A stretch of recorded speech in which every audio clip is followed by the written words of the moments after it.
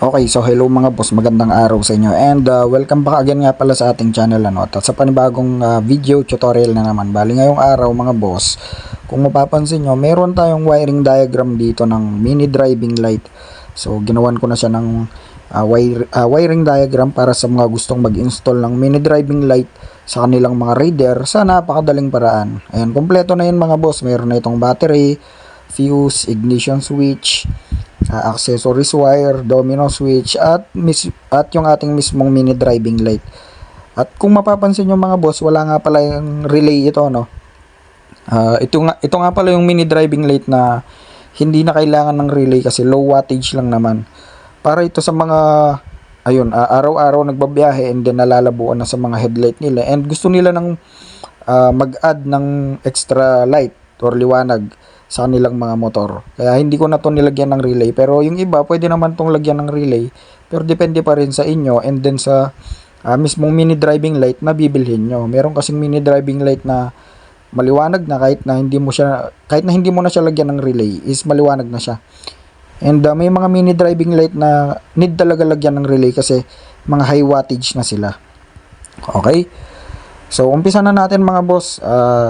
Sa pag-install ng mini driving light, so ang kailangan lang naman natin dyan, syempre mini driving light and then yung ating domino switch.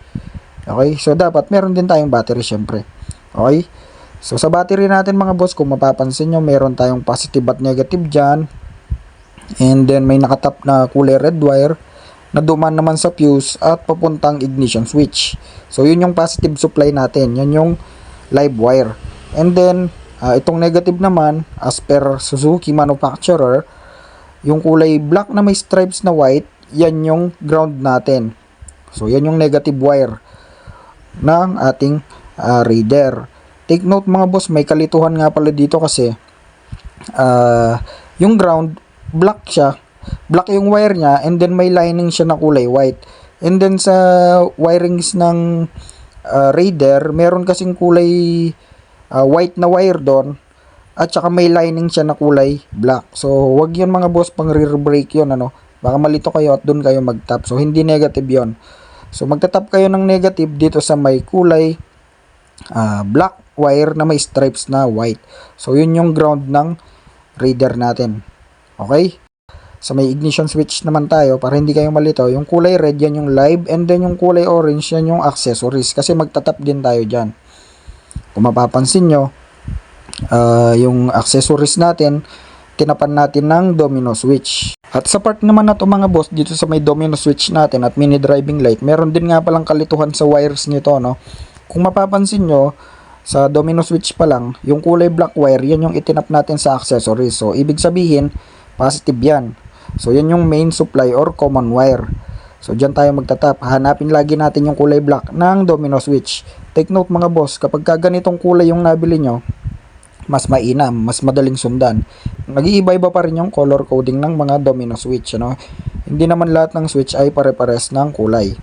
Okay, so mabalik tayo sa topic. So sa part na to, yung kulay black, yan yung main supply. And then, yung yellow, kung mapapansin nyo, tumakbo na yun sa mini driving light. And then, yung kulay red, tumakbo na rin sa mini driving light. Okay? And punta naman tayo sa mini driving light mga boss. So dito na yung sinasabi kong kalituhan. So kanina sa domino switch yung kulay black, yan yung common. Dito naman sa mini driving light, yan yung ground ng ating mini driving light. So huwag kayo malilito dyan mga boss, kapag ka black sa mini driving light, ground. Kapag ka black sa domino switch, common. And then same color coding, yung kulay yellow, yan yung yellow na ilaw.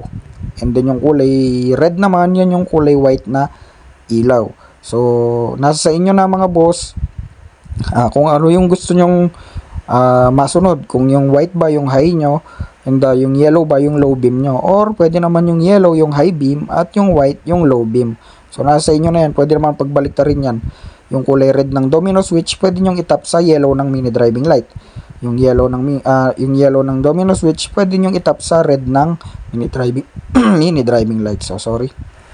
Yan mga boss, napakadali lang naman dito, So sundan nyo lang yung mga wirings natin. And then yung sa ground naman, pwede naman kayo mag-tap sa may chassis or sa bakal ng ating motor. Bali hanggang dito na lang mga boss,